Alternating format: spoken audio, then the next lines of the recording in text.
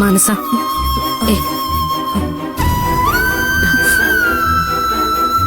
സുനില് ചോദിച്ച നീ കേട്ടില്ലേ? ഇത് തന്നെയാ അവൻ എന്നോടും പറഞ്ഞത്. നിന്റെ വയറ്റിലുള്ള കുഞ്ഞല്ല അവന് പ്രധാനം, നീയാ.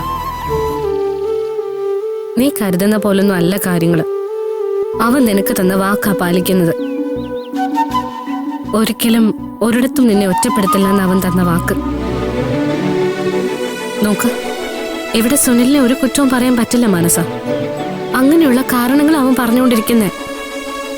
ഭാവന, ഞാനിപ്പോ എന്താ പറയണ്ടേ? നിങ്ങളുടെ കുഞ്ഞിന് ജന്മം നൽകിയിട്ട് സുനിലിനോടൊപ്പം പോയി ജീവിക്കാനോ? അതൊന്നും ശരിയാവില്ലേ ഭാവന? ഏത് സാഹചര്യത്തിലും എന്നെ ഒറ്റപ്പെടുത്തില്ല എന്ന് അവൻ പറഞ്ഞതൊക്കെ ശരി തന്നെയാ. പക്ഷേ ഇതുപോലൊരു സാഹചര്യം എനിക്ക് വരുന്നതെന്ന് ആരാ അറിഞ്ഞേ? ഭാവന, ഇപ്പൊ സുനിൽ അങ്ങനെയൊക്കെ പറയും. പിന്നീട് ഈ പറയുന്നതൊക്കെ അവൻ മറന്നുകൊണ്ടായിരിക്കും പെരുമാറുന്നത്. ഏതൊരു പുരുഷനും സ്വന്തം ഭാര്യയിൽ ഒരു വിശ്വാസവും പ്രതീക്ഷയും ഉണ്ടാവും ഭാവനെ. പക്ഷേ ഈ പറഞ്ഞ രണ്ട് കാര്യങ്ങളും ഇനി ഒരിക്കലും സുനിൽ എന്നോട് കാണില്ല. മാനസ, അതൊക്കെ നിന്റെ വെറും സംശയങ്ങളാ. സുനിൽ ഇപ്പോഴും നിന്നെ മാത്രമേ സ്നേഹിക്കുന്നുള്ളൂ. അതാദ്യം നീ മനസ്സിലാക്ക്. അല്ലെങ്കിൽ തന്നെ നീ ഒന്ന് ആലോചിച്ച് നോക്കൂ മാനസ. എല്ലാ അർത്ഥത്തിലും പരസ്പരം ഒന്നായവരാണ് നിങ്ങൾ. വേണമെങ്കിൽ നിന്നെ വിട്ടിട്ട് സുനിലിന് പോകാം. പക്ഷെ അവനങ്ങനെ ചിന്തിക്കുന്നു പോലുമില്ല. എന്റെ അഭിപ്രായത്തില് നിനക്കൊരു ഭർത്താവിന്റെ സംരക്ഷണം എന്തായാലും വേണം. അതിന് എന്തുകൊണ്ടും യോഗ്യത സുനിലിന് മാത്രമാ. നോക്ക് മാനസ, എന്റെ ഒരു അനിയത്തിയെ പോലെ കണ്ട് ഞാൻ പറയാ, സുനിൽ പറഞ്ഞതുപോലെ ചെയ്യാൻ നീ തയ്യാറാവണം. ഡെലിവറി കഴിഞ്ഞ് സുനിലിനോടൊപ്പം പോകാമെന്ന് നീ സമ്മതിക്കണം. നിന്നിൽ നിന്നും അങ്ങനെ ഒരു ഉറപ്പ് കിട്ടിയാല് ആ നിമിഷം അവൻ ഇവിടെ നിന്ന് പോവും. നീ പെട്ടെന്നൊന്നും ഒരു മറുപടി പറയണ്ട, ആലോചിച്ചിട്ട് പറഞ്ഞാൽ മതി. പക്ഷെ പറയുന്ന വാക്ക് നീയും പാലിക്കണം. എനിക്കത്രേ പറയാനുള്ളൂ.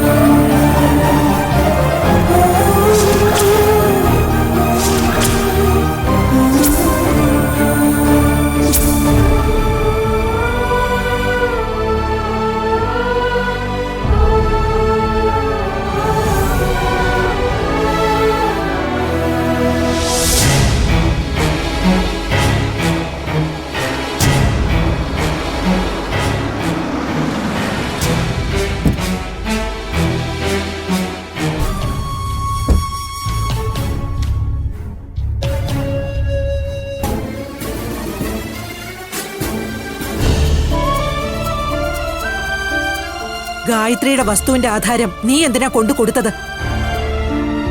അത് നമ്മുടെ കയ്യിലിരുന്നിട്ട് ഒരു കാര്യമില്ലമ്മേ. നീ എന്തിനാ എന്നോട് ചോദിക്കാതെ ആധാരം കൊണ്ടു കൊടുത്തത്?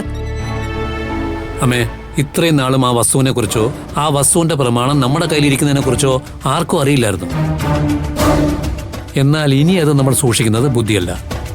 തിരിച്ചു കൊടുക്കാൻ പാടില്ലായിരുന്നു മോഹന. ആ ആധാരം നശിപ്പിച്ച് കളഞ്ഞാലും അവൾക്കത് കൊടുക്കാൻ പാടില്ലായിരുന്നു. ഇതൊക്കെ വെറുതെ പറയാവുന്നേ ഉള്ളൂ അമ്മേ. ആധാരം അവർക്ക് കൊടുക്കാൻ നമ്മളിപ്പോ ബാധ്യസ്ഥരാണ്. പിന്നെ ഞാൻ ആധാരം കൊണ്ട് കൊടുത്തത് ഭരത്തിന്റെ കയ്യിലാണ്. അവർക്ക് മനസാക്ഷി ഉണ്ടെങ്കിൽ നമുക്കൊരു വിഹിതം തരട്ടെ.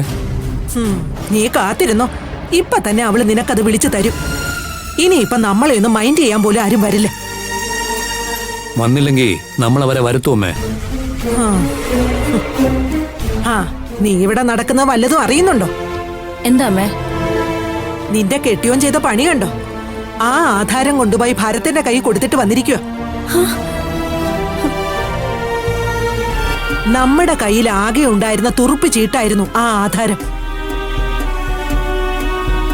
ഈ വയസ്സുകാലത്ത് ഗായത്രിയുടെയും മക്കളുടെയും മുന്നിൽ തോറ്റ് നാണം കിടാൻ വേണ്ടിയാണല്ലോ എന്നെ ഈ നാട്ടിലേക്ക് കൊണ്ടുവന്നത്.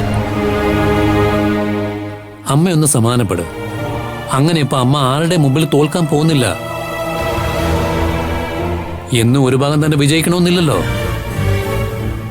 അതുകൊണ്ട് അമ്മ സമാധാനപ്പെടുക.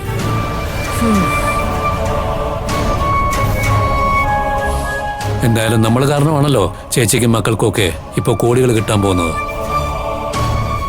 അപ്പൊ പിന്നെ നമ്മളെ ഒന്നും പെട്ടെന്ന് ആർക്കും മറക്കാനോ തള്ളിക്കളയാനോ പറ്റില്ല. ഇവിടെ മോഹനേട്ടന് തെറ്റി. എന്നും കാശ ഇവിടെ രാജാവ്. ഇന്നലെ സഹായിച്ചവനെ ഇന്ന് കണ്ടില്ല നടിക്കുന്ന നാട്ടിലാണ് നമ്മൾ ജീവിക്കുന്നത്. അതുകൊണ്ട് പോവാനുള്ളത് പോയി തന്നെ കരുതിയാ മതി. ഇല്ല രാജി, അങ്ങനെ മറന്നുകളയാനല്ല ഞാൻ ഇത്രയും കാലം ഈ രഹസ്യം സൂക്ഷിച്ചത്.